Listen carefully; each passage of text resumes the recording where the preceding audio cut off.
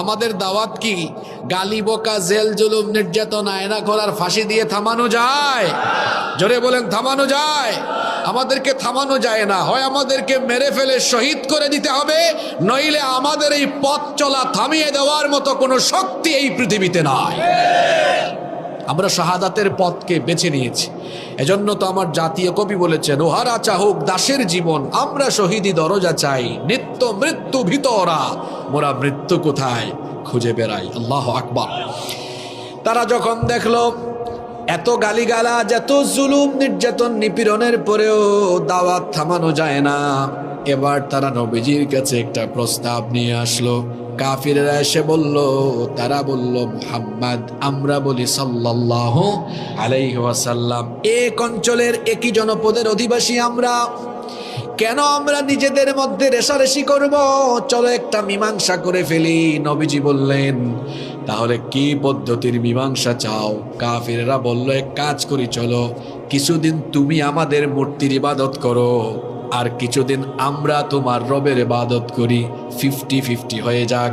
তারা যখন এই 50-50-র অফার দিল, তখন আল্লাহ তাআলা নবীজির কাছে এই সূরাটা নাজিল করে বললেন, নবী এই সূরা দিয়ে তাদেরকে জবাব দিয়ে দেন।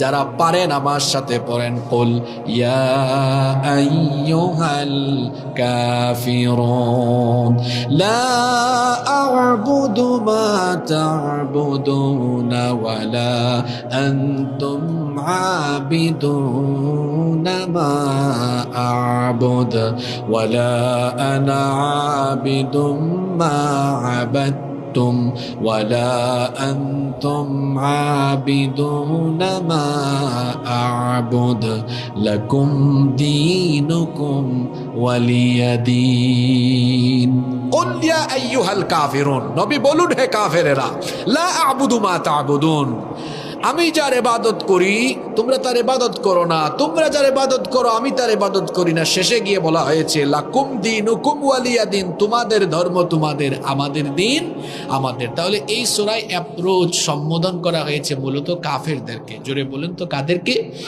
ইয়া আইয়ুহাল কাফিরুন। আবার কোরআনের কোথাও কোথাও সব মানুষকে সম্বোধন করে বলা হয়েছে, কোথাও ইয়া আইয়ুহান নাস, কোথাও ইয়া আইয়ুহাল ইনসান। যেমন সূরা ইনফিতারে আছে, ইয়া আইয়ুহাল ইনসানু মা গাররাকা বিরাব্বিকাল কারীম। আবার এই সূরায় বলা হয়েছে, ইয়া আইয়ুহান নাস, হে মানব জাতি। কথা বুঝে থাকলে বলেন তো, এই আয়াতে সম্বোধন করা হয়েছে কাদেরকে?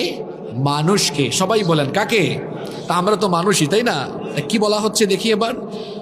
আল্লাহ তাআলা বলছেন, ইয়া আইয়ুহান নাস, হে মানব জাতি।